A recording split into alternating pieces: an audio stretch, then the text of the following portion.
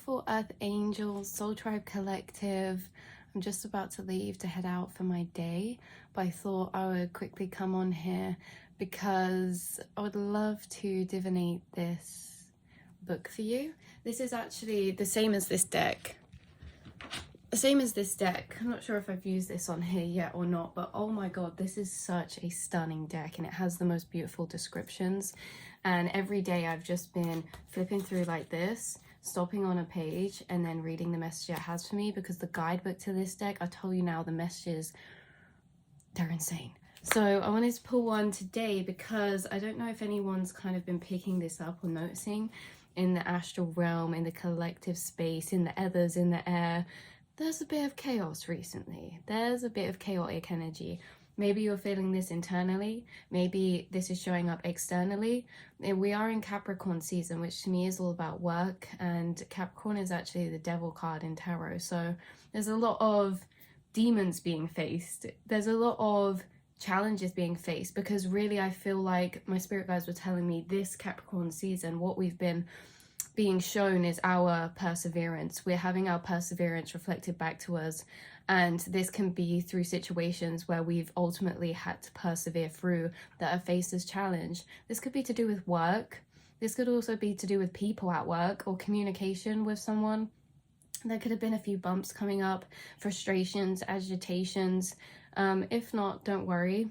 I'm going to pull a message for you in a second, but just for those people who have been seeing that in work, this could have been something ongoing for a long time, but it's heightened recently, or it's just got worse recently, or things just are a bit more busier maybe.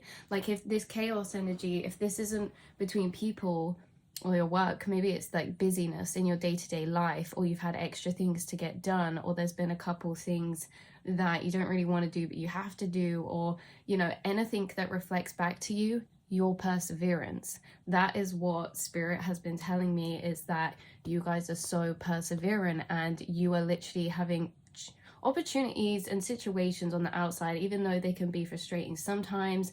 I feel like you've really overcome them, and you're using your higher awareness to actually acknowledge and use these moments to see the growth that you've made, because in the past few months you've made a lot of growth, and last year. So situations and people that you face now, you act very differently to how you would have in the past, you know, in a way that is from a higher awareness, in a way that you're, you know, still feeling what you need to feel, feeling those frustrations if they arise, those agitations if they arise, but actually you have this backseat higher awareness now that also walks you through situations from a non-emotional, logical perspective.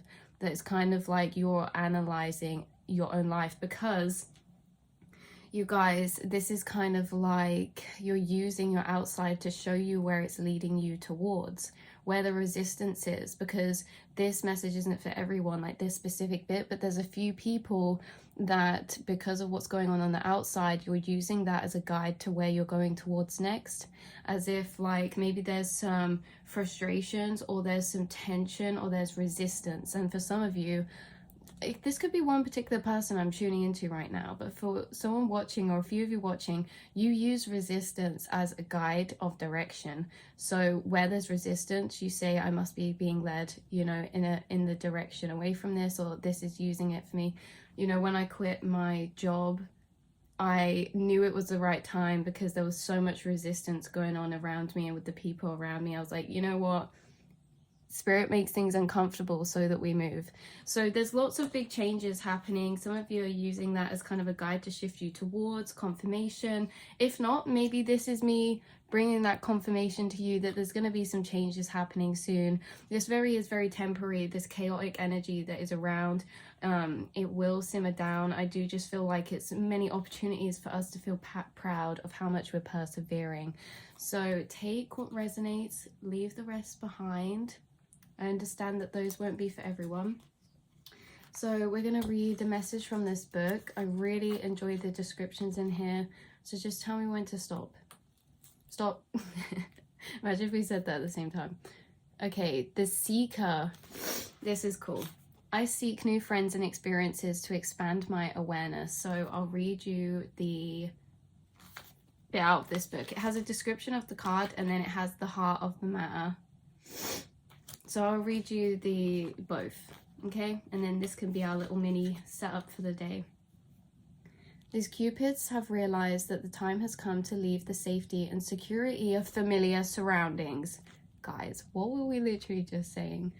There's some people taking leaps of faith and changes and like stepping out of their comfort zone. Because if you look as well, this devil energy that's being faced, Capricorn, you know, it's kind of clearing out because we step into Aquarius next. Aquarius is literally like rebel energy. It's like stepping fully out, you know, standing in your authenticity, doing things that maybe we've been culminating up to doing, that have been pending, that are kind of like, you know, a bit scary, or some changes. This could be like little things to appearance, or making a move, making a change, doing that thing. You know, Aquarius season is when we're going to be really stepping into that main character energy. Anyway, like caterpillars in their cocoons, these winged cherubs have been developing the strength and courage they need for the next stage in their lives. Now they must learn how to fly, and they have thrown themselves into it with unbridled joy and abandon. Cocoons, nests, and families provide the supportive conditions that make growth possible. The younger cupids help their older brother to take off first. He returns this kindness by taking them along until they are strong and skilled enough to fly on their own. So it's like a little story. The two youngest want to go, but seem a little reluctant to leave the safety of solid ground. At this early stage of flight, allowances must be made for those who are still learning. So really this is like you've been learning how to fly. You've been learning how to take off in some sort of way, transcend, ascend. And it's kind of like there may be a few soul tribe around you who are on this journey as well, or a similar path. Or this could be like a partner or a close friend. This could also be like spiritual path related wise, or work path related wise. So it's like people are supporting you, or even spirit guides supporting you, siblings, parents, whoever this is, okay, who's helping you to start flying. They're also learning how to fly. Someone might fly before another person, but at the same time, it's like you're all bouncing, helping, and supporting each other. So, however, once these lessons that can be taught by family and by accustomed surroundings have all been learned, it will be the time for them to all go off on their own to seek their individual fortunes. If they do not, they condemn themselves to a life of limited experience and opportunities. Cupid's flight to bring us awareness provides more than just amusement for him. Like all forms of travel, it offers an opportunity to see new places and witness strange customs, rituals, and ways of looking at the world. They expand the definition of what it means to be alive on Earth. Someone could be going traveling. Someone could be making plans to travel. Someone could be taking a trip this year or coming up, and it's kind of like, yeah, everything's culminated, something's tied to this. Someone could be taking a trip because they feel called to a certain country or a certain place, or there's something spiritual about a place that someone's going to, or the realization someone's going to have when they're on a trip. Like when someone's on this particular trip, whether this is in your country or near or far or overseas, wherever this is, it seems like it's a very special experience for the things that you're going to learn, and the realizations and inner feelings you're going to have, what it really means to be alive on Earth here. The baby birds in the border of this card are using their fledgling flying cards to knit together ribbons and branches. This is symbolic of the way humans have learned many basic skills by traveling earth and seas, watching nature adapt to different places. The birds are even showing their departing friends what it means to tie the knot. Something every budding Cupid should know. Someone has some friends who are getting married, or there's a wedding soon. Look at all these random things coming through, these random messages. I also had a parent come through, and spirit guides who are really, that was a strong energy, really grateful.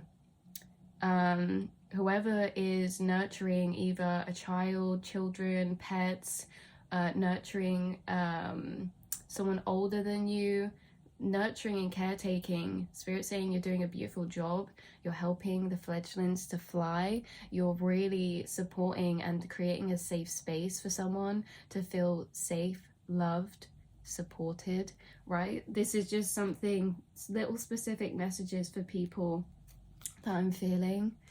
So life's search to experience the full potential of its being ties nature and humans together in complementary roles as evolution knowing itself. Seeking is a ribbon-like path that leads us farther and farther away from home until we get closer and closer to arriving at our true selves. So all paths lead home. You are in Harry Potter on the moving on the moving staircase. When you feel like you don't have a direction, it's because those stairs are changing. I really hope you guys know what I mean. With the moving staircase, it's like you get to the end and it can still be moving to connect to the end of another one. So even if you're walking up a path or you're on a path, if the direction seems unclear or it doesn't lead anywhere, or it's like, where do I go next? Or there's an unsureness of direction, maybe your path is still swinging around to align to the end of another staircase that will lead you somewhere, right? This is like things are aligning, things are constantly shifting. You're here walking down this path, but this path's moving. And it's going to connect with the end of another one soon. And you're going to start walking along and down that. So yeah, beautiful. And it's all paths lead home, you know. Life's a game of snakes and ladders. Whether we go up, go down, we're still on that board. And you might be taking so much time to move up those squares, taking risks, rolling the dice. And each time you roll the dice, you know, you're taking steps forward. And what happens? You come to a snake, which is death and rebirth. And it takes you all the way down to the bottom of the board again. And you say, oh, what am I doing here? And, you know, we move away from home, away from the finished goal. And then you take 2 steps and you hit the bottom of a ladder. And it takes you higher than you had traveled even before you went down the snake.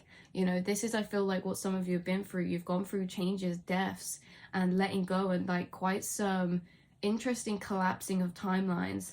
And what is actually bringing you towards is like, you may have felt like at points you've regressed, but you regressed to jump forward further than you were previously. It's like you pulled back to shoot further forward. So the heart of the matter is learning, travel, and other methods for expanding your awareness about what is possible are all important now. And that's what's happening. Your awareness is being expanded to what is possible and important to you now and what you want to walk into. New things are defining in your inside in visions and dreams. A wise person makes the time to build on what has come before and finds ways to make the future better. But to make the most of the energies available for improvement, you have to do your homework and seek out proven methods and techniques that are appropriate for your I don't know what this word says. I think it says temperament. Anyway, it's about getting the right techniques that are right for you, finding the right balance that's good for you. Your path is unique and only you know what feels good and right for you. The technological marvels of our time make it shameful ways to fail to take advantage of the almost limitless numbers of ways we can obtain useful information from the best sources. Travel, education, publishing, communication systems, the internet and broadcasting can take us and our ideas to the world, but can also bring the world to us. Yeah, so a lot of time in this society, the world's being brought to us in screens, social media, the internet. But really what I feel is happening here is the spirit guides are taking you to the world, you to experiences, you to connections, and certain people who are expanding your awareness, your perceptions of what you want. And yeah, I feel like you're really involved in life, you know, you're not in the VR reality, you're living here, you're connected with the earth, you're connected with nature, you're connected with the present moment, you're connected with what's really important, and that is expanding your awareness of where you're dreaming to go to next, of where you want to walk into next, of what's possible for you, what the limits are for you. Limitless. Anyway. Attending the lectures and workshops of visiting experts, going to school, reading, using interactive computer networks, and all the various media sources, a place where you should now be looking for ideas from experts, eccentrics, and other visionaries. So you could be finding some new people that you really like, their theories, their concepts, their writings. You know, this could be scientists, philosophers, these can be people past, or these can be people still alive. Like, you're being guided to information, and your spirit guides are guiding you to certain people that hold certain keys for you, whether that's in person or online or researching, whatever this is. So I love you all so much. One last affirmation for today. We won't read the guidebook for this card, but an affirmation to go about your day with today is this beautiful card here, the Protector. I respect people's boundaries and require the same from them. The Protector is kind of like what we were speaking about at the start of the reading, how you are a swan. And if you think about swans, they look so peaceful, so elegant, so graceful, so calm, so serene, you know, but they're also very feisty in a way that they have strong boundaries. You don't go near their babies, you don't go near their stuff, or they hiss at you, you know, like they are protective of their energy. And this is like you have the serenity, the grace, the love, the understanding of a swan, but you're also very protective. So if anyone is coming at you with devil energies, you are reminded that you are the strong, and there's this protector that innately lives within and inside of you who comes out and protects you, stands your ground. And it doesn't have to be aggressive or violent or really nasty. It's just straight to the point, setting your boundaries of what you will accept and not accept, especially because you know what you deserve, and if this is like how people are treating you in a workplace environment or how people are treating you in general, then that's very important. So this side of you will come out naturally that you have. Anyway, I love you all so much. This is the end of this reading, and I will catch you all in the next one.